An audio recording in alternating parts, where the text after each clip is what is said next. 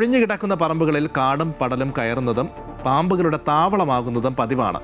വീടിൻ്റെ പരിസരങ്ങളിൽ കാട് വളരുന്നതാണ് ഒരു പരിധിവരെ പാമ്പുകളുടെ ശല്യം രൂക്ഷമാകാൻ പ്രധാനപ്പെട്ട കാരണം. എന്നാൽ പാമ്പ് ശല്യം ജില്ലയിൽ രൂക്ഷമാകുമ്പോൾ അതിന് പ്രതിവിധി കണ്ടെത്തുകയാണ് ആലപ്പുഴ തിരുവമ്പാടി സ്വദേശിയായ മുരളീധരൻ നായർ.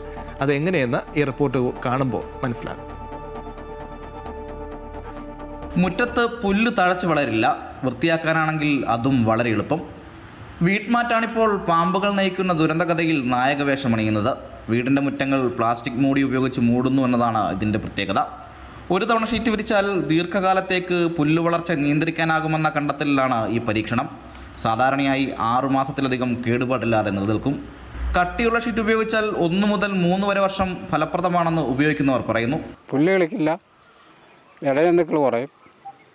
പിന്നെ ഒരു 4-5 വർഷത്തോളം നമുക്ക് ഒന്നും ചെയ്യേണ്ട. അതിനകത്ത് തൂത്ത് പിടിച്ച് തുടച്ച് വൃത്തിയാക്കിയാൽ മതി. അതിനെ ബ്രഷൊക്കെ ഇരിപ്പുള്ളതോടെ അതിൽ തൂക്കാനൊക്കെ എളുപ്പമാണ്. ഒരു തവണ പുല്ല് വെട്ടി പറമ്പ് വൃത്തിയാക്കിയാലും ഒരു മഴ കഴിഞ്ഞാൽ എല്ലാം പഴയപടിയാകും. ഇനി യന്ത്രം ഉപയോഗിച്ചാലോ വേരോടെ കാടും പടലവും നശിപ്പിക്കാനാകാത്തതിനാൽ പുല്ല് വീണ്ടും വേഗത്തിൽ വളരും. ഈ അവസ്ഥയ്ക്കാണ് ഈ നവീനാശയം ഫലപ്രദമാകുന്നത്.